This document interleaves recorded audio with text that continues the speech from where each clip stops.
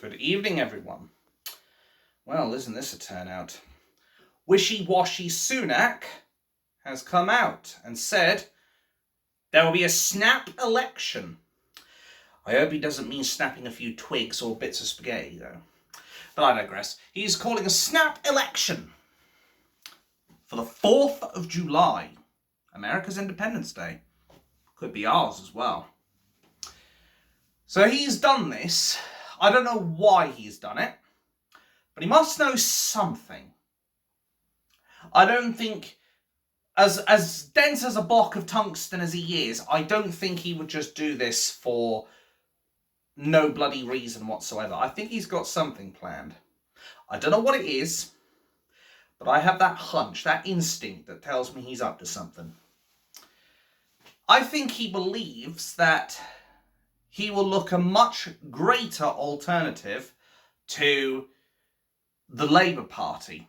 Because I've already put out a video that basically there are muppets in the Labour Party who want to give thousands of visas over to these Palestinians and what have you.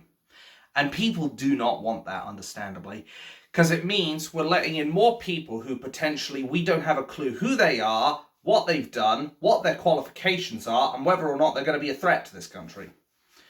That's just one thing I'm thinking of right now. But the way I look at this whole thing, this whole situation of this general election, is we must not allow any of the mainstream parties in there.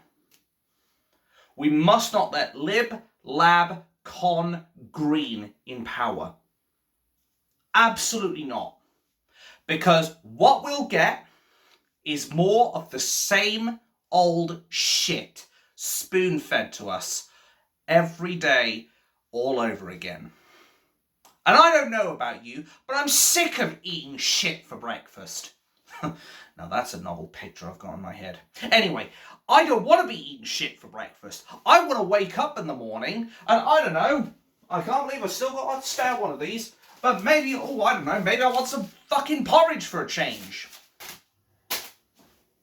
Maybe I want that rather than shit, which our mainstream governments have been feeding us every day. I don't know about the rest of you, but I want someone as Prime Minister who represents us. And I know I've said, oh, well, Reform wasn't on the ballot paper. I'll be brutally honest. I think Reform have got the best chance of getting in power, more than anything.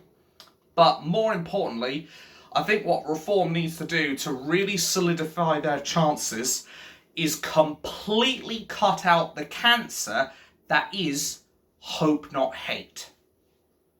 If they cut them out and get rid of the globalist control, I think they've got a real chance. I really do.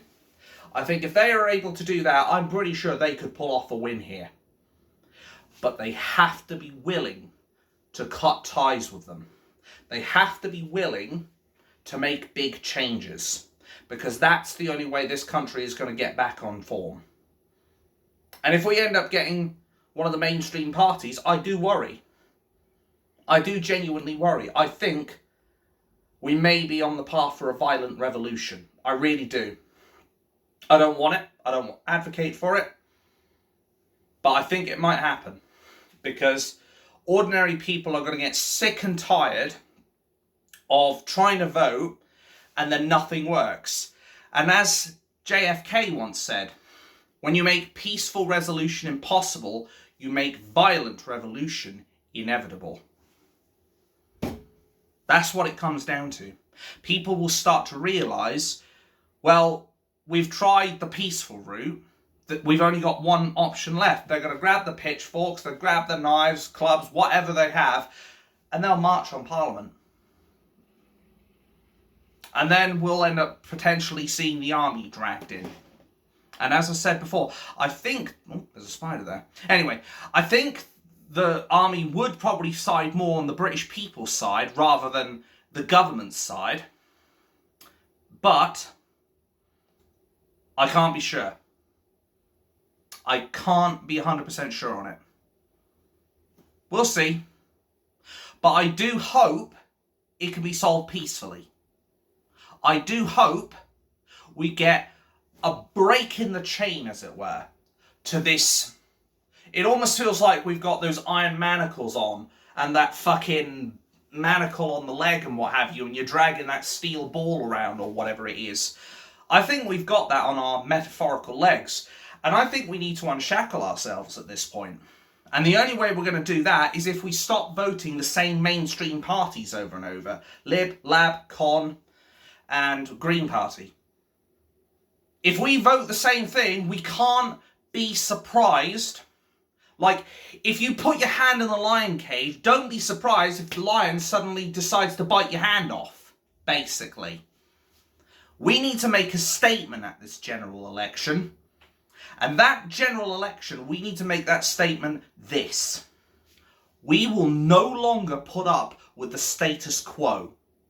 We will no longer tolerate shills and traitors in the houses of treachery. I mean Parliament. Or maybe I was right first time. We will no longer tolerate people being incompetent, useless, and against the British people. That, my friends, is the only way we are going to get this country back on track. That is the only way we are resolving the problems we have right now. Because let's face it, Wishi Washi Sunak is not going to sort out the immigration. Labour certainly isn't, and they're going to exacerbate it. Green Party, we don't know what their stance is, and the Liberal anti-Democrats, I wouldn't give them the time of fucking day, let alone my vote. So I think it's pretty obvious right now what we need to do. We got one or two choices. We either vote reform, or we hope for a hung parliament. But I have a feeling the hung parliament might stab us in the back, basically. They will find any excuse to try and get the mainstream parties in, and I don't want that. And I don't think you want that either. Because I think you're smarter than that. I think you're smarter than a lot of the sheeple out there who will happily have the spoon-fed shit shoveled down their throat every day. So let's make a difference. Let's make sure we kick the mainstream parties in the balls and out of our Houses of Parliament and get a party or a representative, bare minimum, in Parliament that will share and hold the torch for the voices of the British people.